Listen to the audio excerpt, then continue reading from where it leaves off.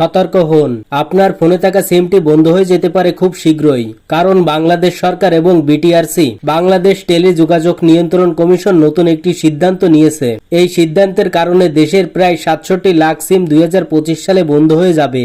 Welcome to tech Bangla. আজকের এই ভিডিওতে আমি আপনাদের বিস্তারিত জানাবো। ১. সিমগুলো কেন বন্ধ হবে? ২. সিমগুলো বন্ধ হলে কারা বেশি ক্ষতিগ্রস্ত হবে? ৩. আপনি কিভাবে এই বিপদ থেকে বাঁচবেন, আপনার সিদ্ধান্ত কি?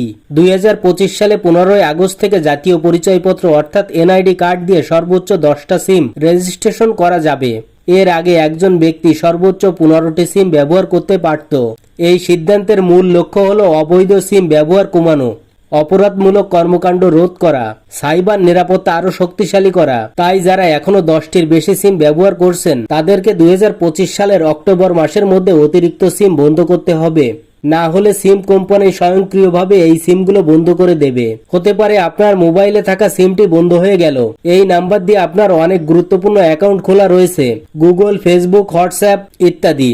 বিটিআরসির তথ্য অনুযায়ী দেশের প্রায় ২৬ লাখ মানুষ আছেন যাদের এনআইডি কার্ড দিয়ে 10টার বেশি সিম রেজিস্ট্রেশন করা আছে।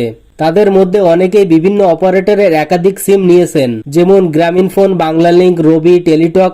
এই সিদ্ধান্তের ফলে ৬৭ লাখ সিম ডিঅ্যাক্টিভ অথবা বন্ধ হয়ে যাবে। আপনি কিভাবে জানবেন আপনার এনআইডি কার্ড দিয়ে কতগুলো সিম রেজিস্ট্রেশন আছে? খুব সহজেই জেনে নিতে পারবেন এই কোডের সাহায্যে। আপনার ফোন থেকে ডায়াল করুন *1600 এখানে আপনার এনআইডি কার্ড দিয়ে রেজিস্ট্রেশন করা সকল সিমের তালিকা দেখতে পারবেন। যদি আপনার 10টির বেশি সিম রেজিস্ট্রেশন থাকে তাহলে প্রয়োজন অনুযায়ী বন্ধ করুন, না হলে অক্টোবরে সেই সিমগুলো বন্ধ হয়ে যাবে। এই সিদ্ধান্তে কারা বেশি ক্ষতিগ্রস্ত হবে? ১. যারা ফিন্যান্সিং, ডিজিটাল মার্কেটিং, ইউটিউব বা বিভিন্ন বিজনেসের জন্য একাধিক সিম ব্যবহার করেন। ২. ছোটখাটো ব্যবসায়ী যারা বিকাশ, নগদ, রকেট এসব প্ল্যাটফর্মে বিভিন্ন সিম ব্যবহার করেন। ৩. পরিবারের এক এনআইডি কার্ড দিয়ে ৫ অথবা ৬টা সিম নেওয়া রয়েছে তাদের। এখন থেকে নতুন সিম নিতে হলে প্রত্যেকের আলাদা এনআইডি কার্ডের প্রয়োজন হবে। তাহলে আপনি কি করবেন? ১. আপনার সিমগুলো চেক করুন। ২. প্রয়োজন না হলে অতিরিক্ত সিম বাতিল করুন। ৩. এনআইডি দিয়ে পরিচিত কারো নামে রেজিস্ট্রেশন করা সিম থাকলে সেটা ক্যান্সেল করুন। ৪. ২০২৫ থেকে নতুন আইন কার্যকর, তাই আগে থেকে প্রস্তুত হন।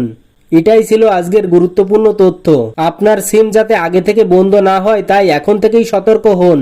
এরকম টিপস অ্যান্ড ট্রিক ভিডিও সবার আগে পেতে চ্যানেলটি সাবস্ক্রাইব করে পাশে থাকা বেল আইকনটি বাজিয়ে রাখুন।